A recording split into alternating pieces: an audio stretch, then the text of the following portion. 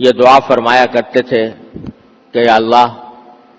ہمیں رمضان کے مہینے تک پہنچا دیجئے، یعنی ہماری عمر اتنی کر دیجئے کہ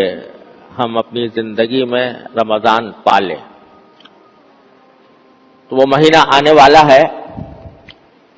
اور اللہ تبارک و تعالیٰ کی رحمتوں کی گھٹائیں برسنے والی ہیں، اس کی پہلے سے کچھ تیاری کرنے کی ضرورت ہے۔ رمضان المبارک کا مہینہ ہر سال آتا ہے اور گزر جاتا ہے، لیکن ہمیں کوشش یہ کرنی چاہیے کہ اس رمضان کے ایک ایک لمحے سے، اس کی ایک ایک ساعت سے صحیح فائدہ اٹھائیں، کیونکہ آدمی غفلت کی حالت میں مہینہ شروع کر دیتا ہے اور باتیں آج سے کل پر اور کل سے پرسوں پر چلتی چلی جاتی ہیں۔ اس لیے اس بات کی ضرورت ہے کہ شروع ہی سے، رمضان شروع ہونے سے پہلے آدمی اس کی تیاری کرے۔ یہ مہینہ یوں تو روزوں کا مہینہ ہے، رات کے وقت میں تراویح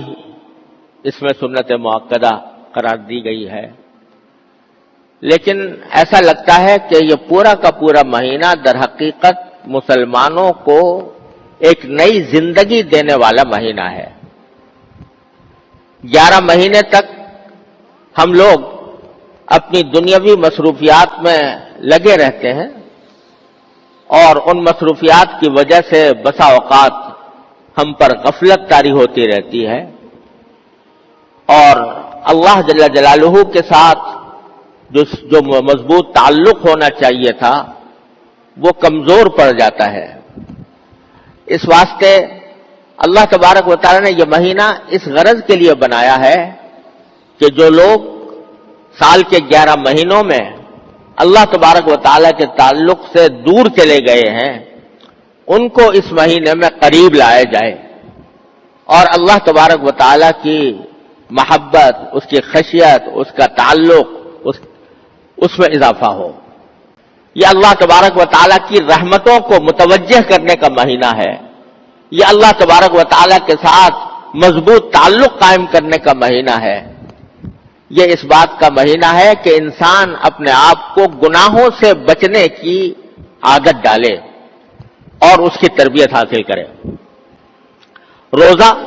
بذات خود بہت عظیم عبادت ہے، لیکن اس کا ایک بہت بڑا مقصد یہ ہے کہ انسان کو اپنی نفسانی خواہشات پر قابو پانے کی عادت پڑے۔ اسی لیے قرآن کریم نے یہ فرمایا کہ یا ایھا الذین آمنوا کتب علیکم الصیام کما کتب علی الذین من قبلکم لعلکم تتقون، روزے ہم نے تم پر اس لیے فرض کیے ہیں تاکہ تمہارے اندر تقوی پیدا ہو۔ تقوی کس چیز کا نام ہے؟ تقوی اس کو کہتے ہیں کہ آدمی کے دل میں کوئی غلط خواہش پیدا ہو رہی ہے، غلط جذبہ پیدا ہو رہا ہے، دل میں برائی کی امنگ پیدا ہو رہی ہے، برائی کا میلان پیدا ہو رہا ہے،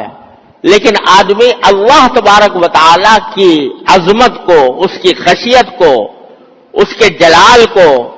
مد نظر رکھ کر اپنی اس خواہش کو دبا دے، اپنی اس خواہش کو کچل دے، اللہ کے لیے کچل دے، اس کا نام ہے تقوی۔ من یعمل مثقال ذرۃ شرا یرہ، ایک ذرے کے برابر بھی اگر میں نے کوئی گناہ کیا تو مجھے آخرت میں اس کا جواب دینا ہوگا، یہ سوچ کر آدمی اپنی نگاہ کو روک لے۔ دل میں جھوٹ بولنے کا، غیبت کرنے کا داعیہ پیدا ہو رہا ہے، مجلس جمی ہوئی ہے اور جمی ہوئی مجلس میں غیبت ہو رہی ہے اور میرا بھی دل چاہ رہا ہے کہ میں بھی اس کے اندر کوئی حصہ ڈالوں، لیکن آدمی اس وقت اللہ تبارک و تعالی کی عظمت کو، اس کی خشیت کو، اس کے جلال کو دل میں لا کر اپنے آپ کو اس سے روک لے، تو یہ تقوی ہے۔ تو اللہ تبارک و تعالیٰ فرماتے ہیں کہ ہم نے روزے تم پر اس لیے فرض کیے ہیں تاکہ تمہارے اندر تقوی پیدا ہو۔ کیونکہ روزے کے ذریعے تقویٰ کی تربیت دی جاتی ہے. وہ اس طرح کہ ہر مسلمان جب روزہ رکھ لیتا ہے اور ارادہ کر لیا کہ آج میرا روزہ ہے، جس کے معنی یہ کہ مغرب کے وقت تک میں نہ کچھ کھاؤں گا، نہ پیوں گا، نہ اپنی جائز خواہشات جو بیوی کے ساتھ پوری کرنا حلال ہوتا ہے وہ بھی میں نہیں کروں گا. یہ ارادہ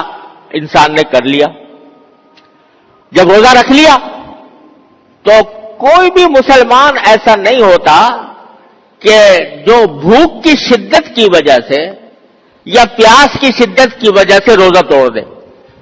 اس حالت میں کھانا میرے لیے جائز نہیں، صبر کرو، شام تک صبر کرو، جب شام ہوگی اور یہ کھانا حلال ہو جائے گا پھر کھاؤں گا. تو یہ جو انسان اپنی بھوک کی خواہش کو روک رہا ہے، اس لیے روک رہا ہے کہ اللہ تبارک و تعالیٰ کے لیے روزہ رکھا ہوا ہے اور روزہ توڑنا بہت سخت گناہ ہے،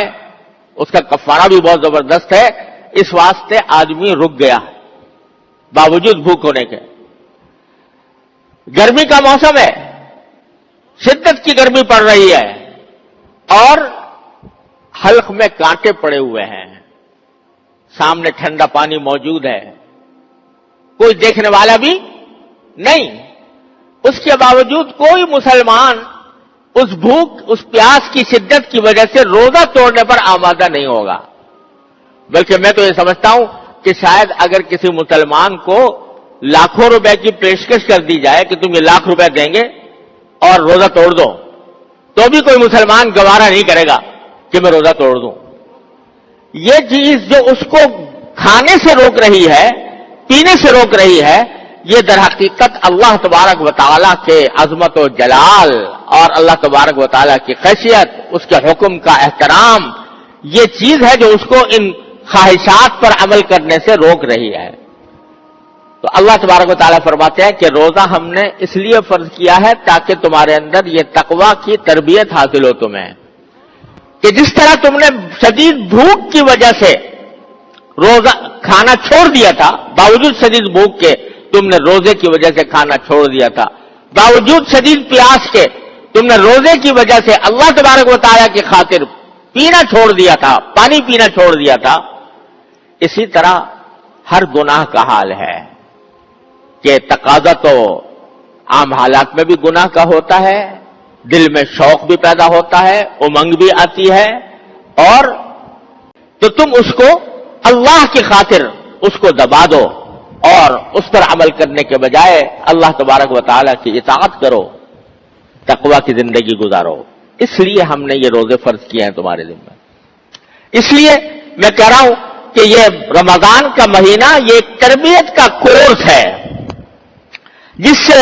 ہر مسلمان کو گزارا جا رہا ہے. تو اس تربیت کے کورس سے صحیح فائدہ اٹھانے کے لیے یہ بات ضروری ہے کہ ہم پہلے سے اس کی تیاری کریں. تیاری کیا کریں؟ تیاری یہ کریں کہ سال کے 11 مہینے ہم اس طرح گزارتے ہیں کہ ہمارے صبح و شام کے زیادہ اوقات